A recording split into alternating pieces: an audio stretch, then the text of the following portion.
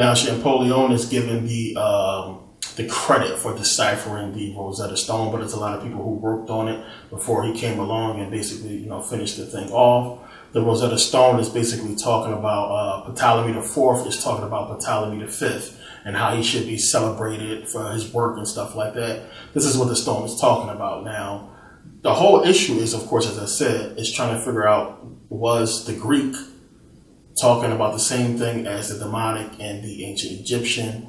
And once they figured out it's talking about the same thing, now the whole problem was deciphering it, like figuring out how to match up the words, the corresponding words from Greek, which they already knew, the ancient Greek, the demonic, which they was having trouble with, and of course, the ancient Egyptian, which they claim they had no clue how to decipher it. So Champollion basically deciphered the name Ptolemy from the demonic text, and he did so using the Egyptian cartouche. And he determined that the phonetic properties of the demonic text corresponds with the Egyptian hieroglyphics. So demonic text is basically like the common language in Kemet. It was like a common language, according to Herodotus, who basically gave it that name. So you have demonic, and before demonic, you had the hieratic hieroglyphics. And a hieratic is basically like the priestly text of priestly writings. It was what they used when they had to write a whole lot. So basically, if you had to write a 2-page letter, I mean, if you use hieroglyphics only, then it would take a long time, because hieroglyphics is basically really detailed. You got to draw stuff out. So hieratic was basically developed alongside of hieroglyphics, in case you had to write stuff like really, really long and put in document form. So this is what the priests used. They used a reed brush when they wrote in hieratic. It's that writing tool you see Thoth always had, a little pen he has when he writes. So you have the demonic, you have the hieratic, and then you have cursive hieroglyphics. And cursive hieroglyphics is basically like what they used when they had to write like books or religious documents. And it's when you had to do like a huge, large work, but it had to basically be in hieroglyphic form almost. So it's like a dumbed down version of hieroglyphics. When you look at it, you can see it's not as detailed as hieroglyphics. But they used it, when they had to write books and things like that. It had to be in the papyrus of Anu. Is written in cursive hieroglyphics, so to speak. So, you have the demonic, you have the hieratic, you have cursive hieroglyphics. And then you get to regular hieroglyphics, and then you can go further than that, actually. You got regular hieroglyphics, you can get into the New Kingdom, the Middle Kingdom, and Old Kingdom hieroglyphics, because they did things a little bit, different each time. So when you start getting into the writings of the ancient Egyptians, you start getting into the language and everything like that, it goes back. It's a lot that you have to deal with, that you can't just, look at a Rosetta Stone and decipher. We're talking about thousands of years of writing and language. So Champollion looked at the Rosetta Stone. He could see the ancient Egyptian, you could see the ancient Greek, and you have the demonic, which they knew was a Egyptian language that they actually spoke in Egypt. But we also know that Coptic came from demonic, and Coptic was the last language that they spoke in Kemet, before the Arabs came and basically took Kemet away from the Romans. Coptic was the language that they used, and Coptic basically has borrowed words from Greek. It is also similar in its alphabet to the Greek alphabet. So, again, the thing is, we always talk about how they stole our language. Then, this goes back all the way to ancient Kemet, where we know for sure that one, Coptic is basically like a Christian language. Basically, it's made for Christianity, and they created it and forced it on the Egyptians to basically get rid of the demonic language and to really instill Christianity in them. And we're going to see that a lot as we go through in this video, how Coptic was basically the language that came along and to try to basically hide Egyptian. Now, remember I said you have English was made for Christianity, Coptic as well, Arabic for the Quran, and Hebrew for Judaism, or what have you. These languages is created to cover up the true origins of the people and the religion itself, when you really get into it. It's there to cover it up. So understand, no matter what Champollion came up with, the problem is we are not going to know how the ancient Egyptian language actually sounds. How it sounds coming from them. So we can only speculate, we can only wonder, is it close? So no matter how much they worked on the Rosetta Stone, no matter how much we talk about it now, we're not going to know 100% for sure. Is what we are pronouncing and believing is the Egyptian language, actually the language, that it actually sound this way? Are we pronouncing words correctly? And this is one of the dilemmas that we find, and that Champollion found when we was going through this whole decipherment. Champollion deciphered the name Ptolemy first. So he found two symbols in the name Ptolemy that matched the name of Thutmose and Ramses. So now we know that, again, we're not going to know exactly how the Egyptian names sound. We're not going to know that. But we do know that the Coptic comes from Demotic.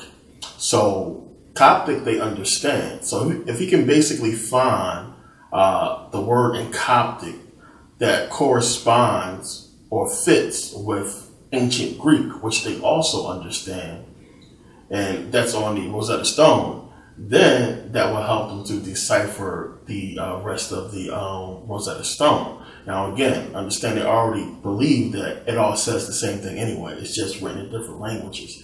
But there's an opportunity now, since you have all this stuff in different languages, to basically break down exactly what the Egyptian hieroglyphics is saying. So if they can find in Coptic something that matches in ancient Greek, and then they will get the decipherment for the demonic and basically get the decipherment for the ancient Egyptian using these two symbols that he found in the name of Ptolemy, Thutmose, and Ramses. So let me explain a little bit more. Okay, so let me explain. These are basically the two symbols that Champollion seen, that he saw in the Ptolemy cartouche, and he saw in the name for Thutmose and Ramses as well. So it looks something like, and forgive my hieroglyphic style.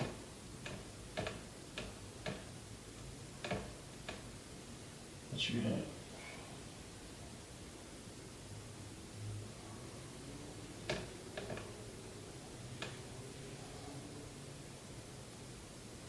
So, two symbols right here that he got the letters MS, or the MIS sound, or the Ms sound for Coptic. So you have this symbol, which is the two symbols, but you can also have, let me see, and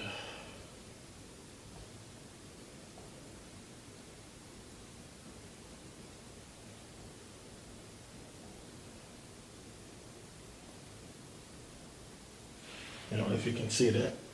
And he got the MS sound from these glyphs. So we know in Coptic, he looked and seen that MS basically translate in Coptic as to give birth. This is why we put MS in front of the woman's name, or MIS in front of the woman's name, and you get MS or MIS or MIS in Coptic. So we have MS or MIS means to give birth, and we have the word in English demise, which basically means death. So he saw this in the Thutmose and Ramses, the demise or the mess or that sound, and he basically figured out that it's in Coptic, and he looked at it in ancient Greek, and he saw a group of words referring to birthday. So that gave him a connection that he had birthday, and he had a word, basically Egyptian word meaning to give birth, and he made a connection from the Coptic to the Demotic to the ancient Greek, and it helped him basically decipher the stone. Now, obviously, this wasn't the same for all of the hieroglyphics, but it helped him to decipher what Coptic couldn't. So now you also got to remember that a lot of people wrote about ancient Egypt. This is one of the reasons why we know, of course, a lot of the things to be true. Why I always rag on the Hebrews, because, so many people wrote about ancient Kemet. And you have, the same with almost every single civilization. People wrote about these civilizations because they went there, they explored, and when you go to a different civilization, you already know if you travel, when you go to like Aruba or Mexico, you know that this is totally different from where you come from. And it's something to talk about, and, we post pictures today. So back then, of course, they wrote about and they talked about the different civilizations that they visited. So Kemet, of course, was written about a lot, and they already knew about some of the names of the pharaohs. They already knew about some of the customs and things like that. People like Herodotus, of course, they had access to those writings, Champollion and them, when they was doing this decipherment. So they had access to some stelas and some writings, and people already had like this basic understanding of some of the, let's just say, the myths or what have you of ancient Kemet. So it helped him in his decipherment. Now, some of the stuff he used some of the stelas and some of the stuff that people provided, but a lot of things he just basically took back to Coptic, since Coptic was working. So let me basically explain what he's seen, and you basically have, let's see, forget my cartouche drawing, but you'll have this and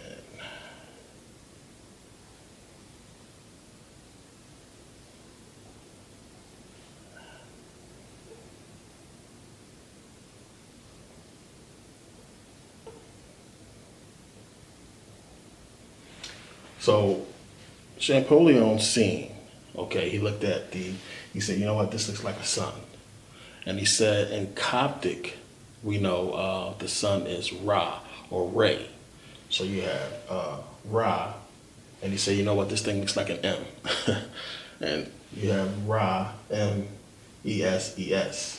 which is Ramses. So Ra, Ramses, where they got, or Metu, that's where they got it. And the thing is, when you see this, what you'll find out later is a lot of it is like abbreviation for the Greeks or the Romans. So sometimes when they did hieroglyphics, they didn't want to write the entire name, because we know Ramses' real name is like way longer than that. You need like 2 cartouches to get his name.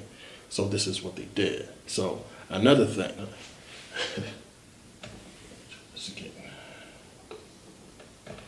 you have, or let me see.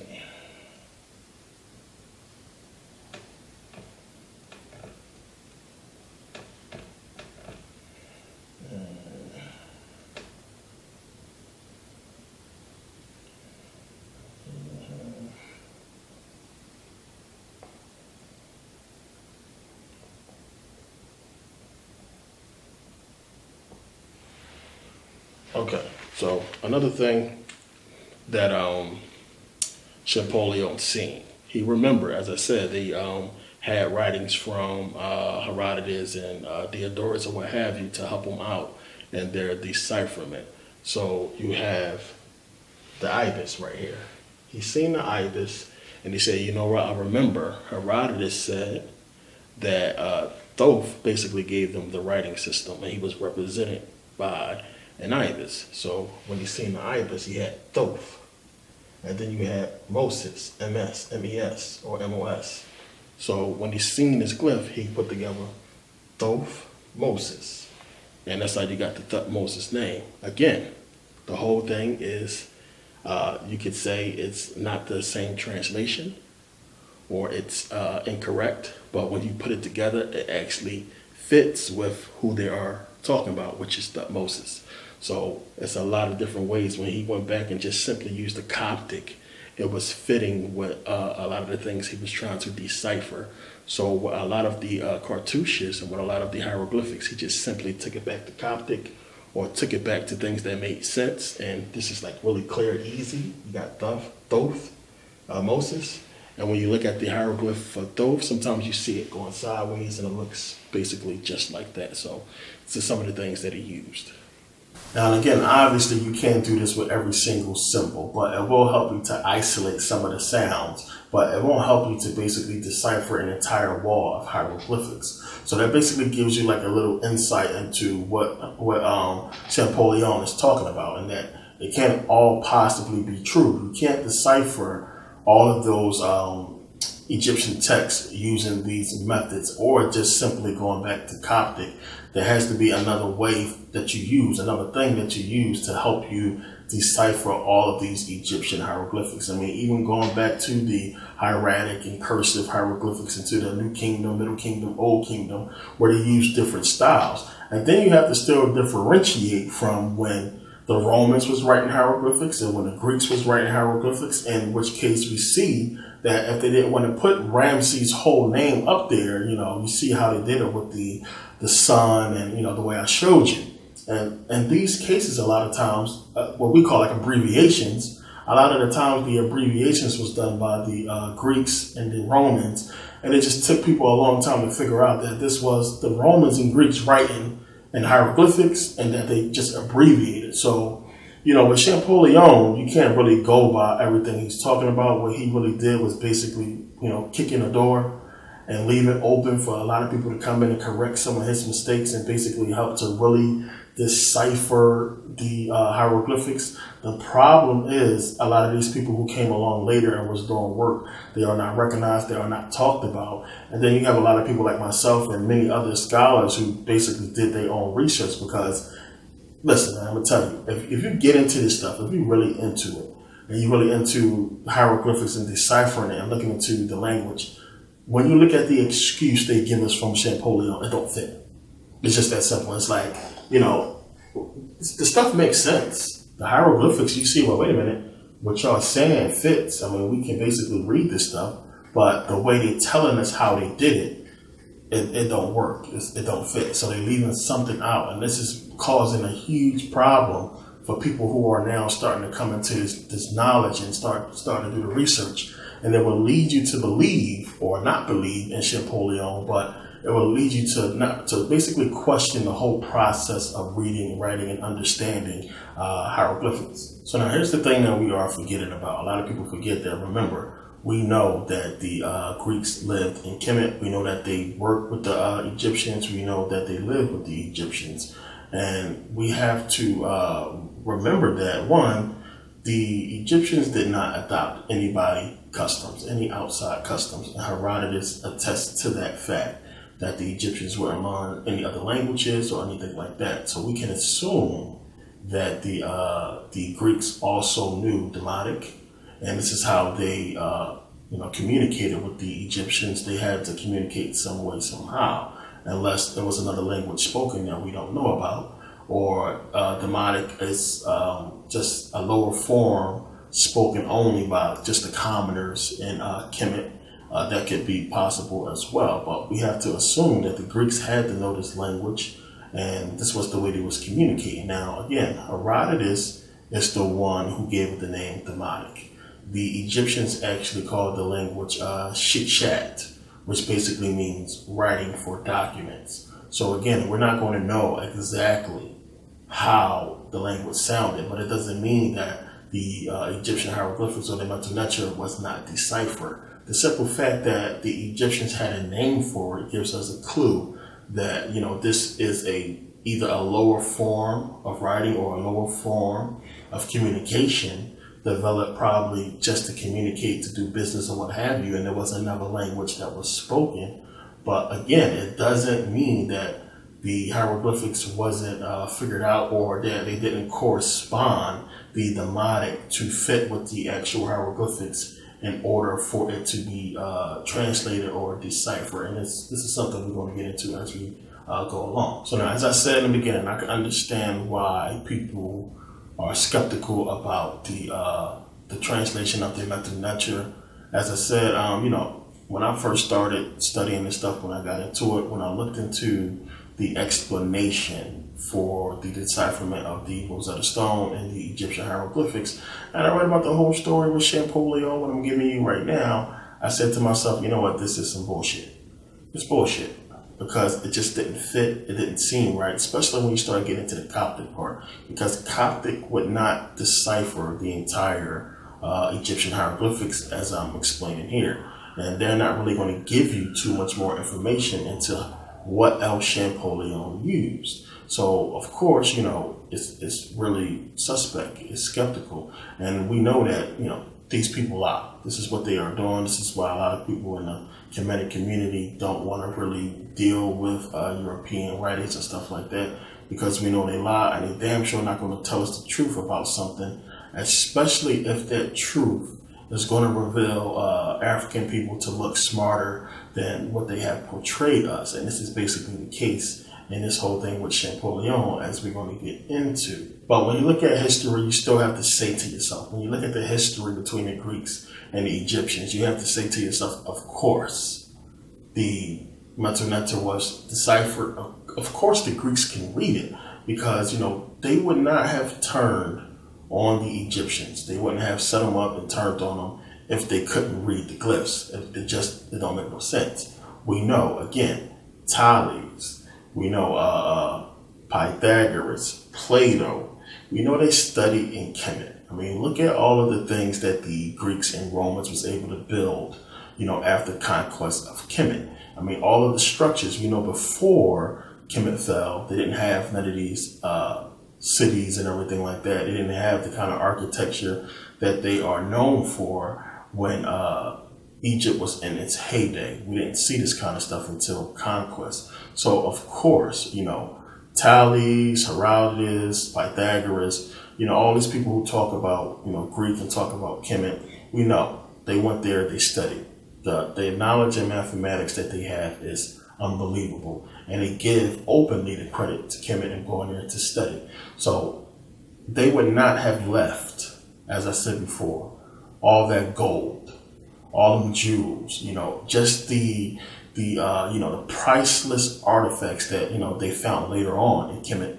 They wouldn't have left all that stuff there if they didn't leave with something far more valuable that would basically have them set, forever. And, they left with the knowledge and information that they used to build the empire that we still see in power today. So they had to, of course, decipher all this stuff and understand Rosetta Stone. I mean, understand the language and everything like that. They had to. So we know what happened. After they got the information, after they basically didn't need Kemet no more, they decreed that, the temples was devil worship and it was demon worship. Anybody who go in there and start studying any of the Kemetic writings or what have you, it was considered to be demonic text or the demonic text or devil worship. And, the Pope closed the temples down, and basically they left Kemet to be buried, in the sand. So now understand, when they did find the Rosetta Stone, of course, the powers that be knew what it was. They knew how to translate it. They know how to read the demonic. They knew how to read the hieroglyphics. Now, if Champollion really wanted to decipher the Egyptian hieroglyphics, where should he have gone? He should have went straight to Nubia, to the Sudan. We know there they got the Meroitic script. And the Meroitic script was basically created from the Egyptian hieroglyphics. It was created between 750 and 300 BCE. Now, it's basically, this is during the Napatan period. And Napatan is basically when Napatan was one of the capitals of Kush. So the Napatan is talked about by a lot of Greek scholars. Diodorus talks about it. Herodotus talks about it. So they knew all about it. So when it was basically using the writings from Herodotus, because when you start getting into what Champollion used to do this decipherment, as I said before, they went to some of the writings of Herodotus and Diodorus and a lot of the Greek scholars and, Plato and stuff like that to really try to get an understanding of the Egyptian text and what have you. So he should have went to Nubia, because even then they knew about the Meroitic script. They knew all about it. And when you look here, we can see that they got the Meroitic demotic script. They have the Meroitic hieroglyphics. This is not something that is new on the scene. They understood that a lot of the people fled from Kemet down into lower Africa, where all the war was going on. So they knew about these scripts, and they knew it was a possibility that either the entire Egyptian language survived somewhere else, or it at least evolved into different languages. Now, again, as I said, the powers that be can already decipher the hieroglyphics. They already knew how to read mental nature. Anybody who came along after that used African languages to decipher the mental nature. And this is what Champollion used. If Champollion wasn't an agent that was put in place to do this whole, press tidbit about the Rosetta Stone to just basically make them look smarter than what they are, then he used African text to decipher the mental nature, the Rosetta Stone, or what have you, because there's no way he could have just got the whole translation of all of the symbols and the Egyptian hieroglyphics using simply Coptic, which they try to lead you to believe. The problem is, of course, they don't want to give Kemet or give the African languages credit. Now, as I said, of course, the powers that be could read the Egyptian hieroglyphics. Anybody that tried to do a translation of the Egyptian hieroglyphics had to use African text, African writing to do the translation. There's no way Champollion could have got this whole entire translation done by simply using Coptic. And that's the issue. They don't want to give the credit to the African languages, because what you will find out is every single language that was used or derived from Egyptian hieroglyphics or a hieroglyphic style of writing was eventually replaced by Coptic. And this is why you see with the same thing with the Meroitic script, it was replaced by Coptic. And this is why what we see with Demotic, you have Coptic, and why you can use Coptic to basically go back and decipher Demotic, because they took a little piece of every language that they changed and kind of sort of put it into that group or that civilization style of Coptic. So you'll have a bunch of different civilizations that have Coptic, but depending on the language that it derived from or they took it from, some of the phonetic or phonemes or some of the little things about the dialect will be changed to fit that specific civilization.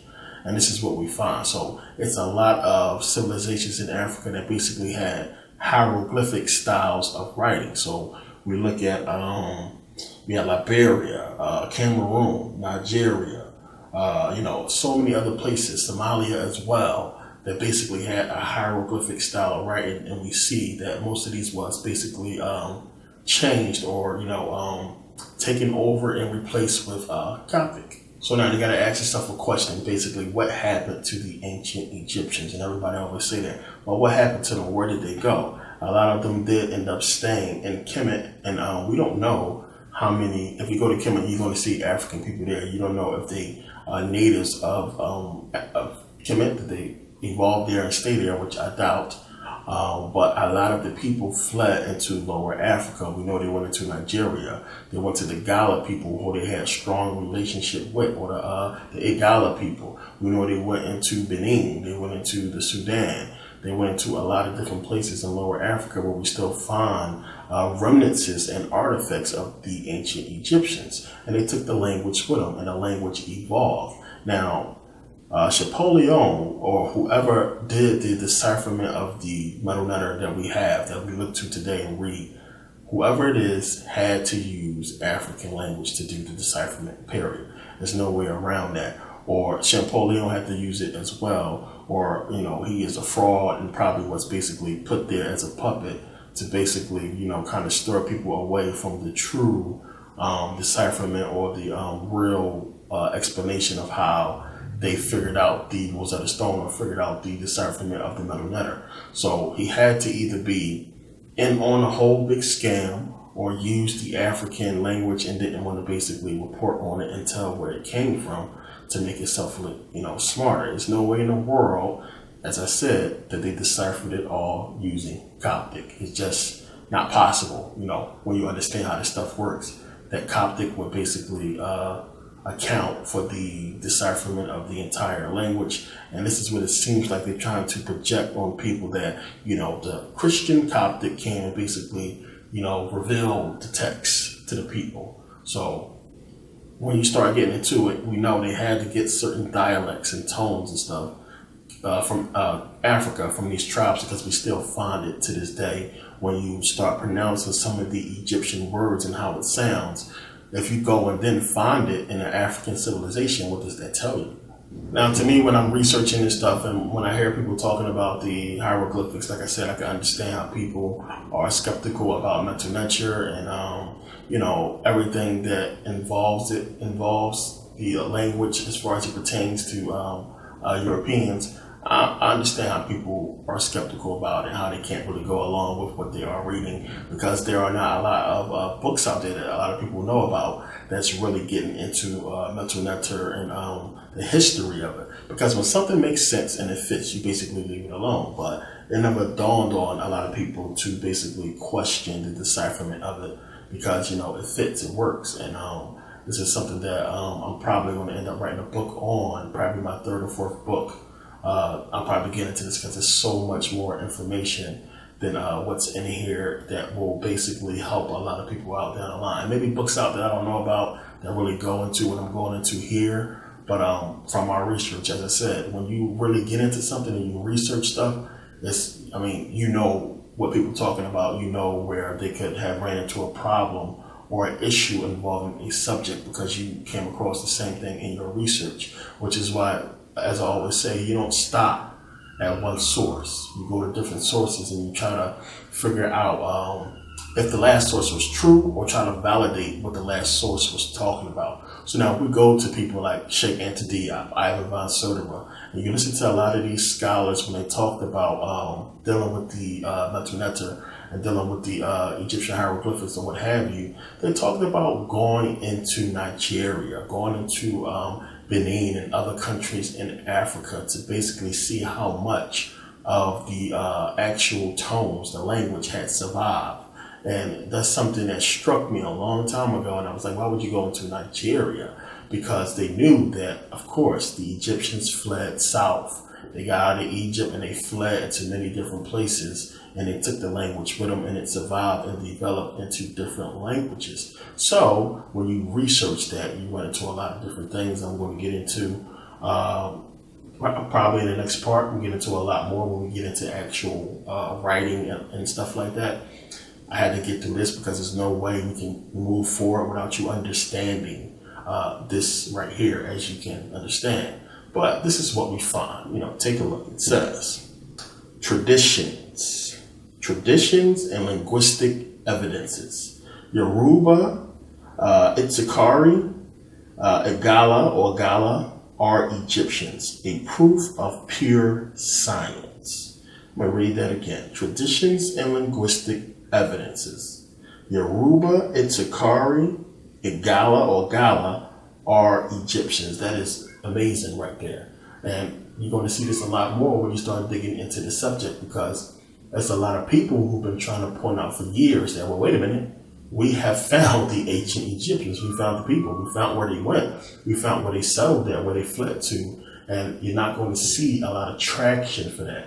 This is something they want to cover up. It's something they don't want people to understand and know, because, of course, who the Egyptians was and the claim that they have to Kemet and the claim that they have to all this information that these Europeans and the powers that be have been using basically to control everything. If these people came out and can basically reclaim their birthright and reclaim Kemet and have the knowledge to back it up, which when you start getting to some of the evidence, they almost can, but they, of course, want to suppress that. So when you get into this thing, I highlighted this part right here because I want you to read and see, some of the people who they mentioned as being the top dogs in this field of research. And you can see here, it's giving you some names, but right here it says Diop.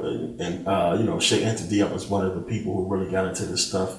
And he is one of the best people in the study of Egypto-African linguistic relationships.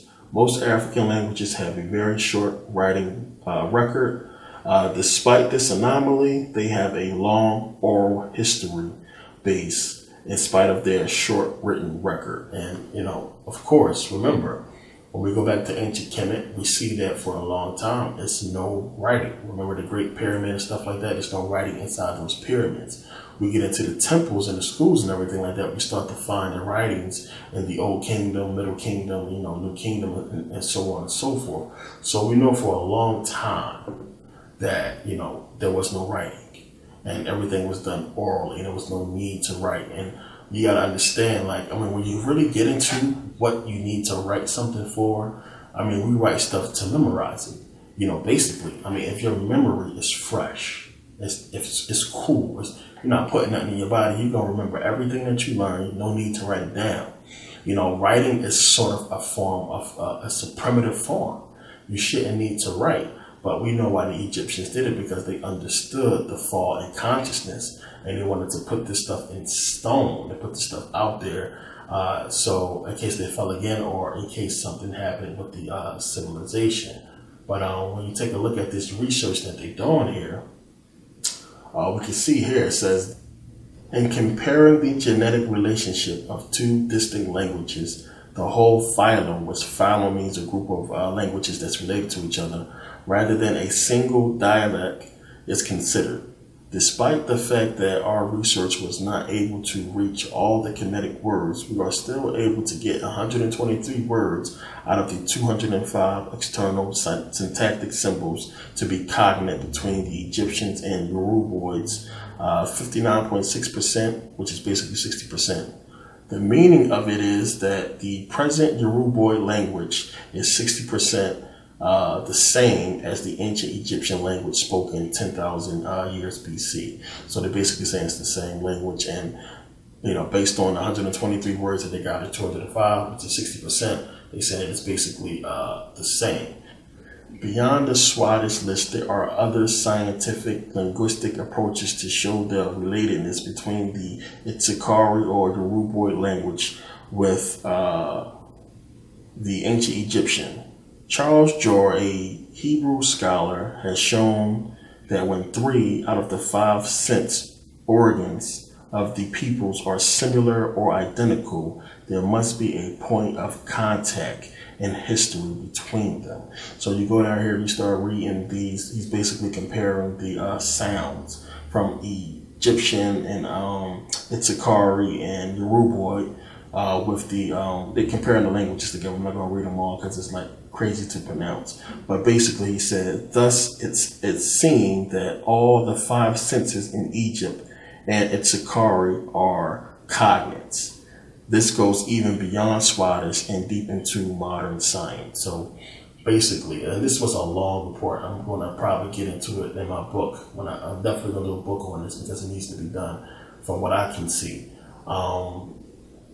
Definitely going to get into this. So it's basically saying from this long report, when you go through it, I mean, they go matching the words up, all the words that he mentioned, and they get into the symbols and everything like that. And you basically can see from what they're telling us is that the dialects of these African tribes, these African civilizations, match up precisely with the Egyptian language, and that not just that possibly they sound alike. So we can possibly, that's what I'm saying, we're not going to know what the Egyptians actually sound like, but possibly from looking at these Africans and the way they pronounce these words, it's a strong possibility that it sounds exactly the same as the ancient Egyptians. I don't know how many scholars have told you guys, basically, when they was deciphering or going through their teachings about the Egyptian hieroglyphics, those who learned from Africans basically really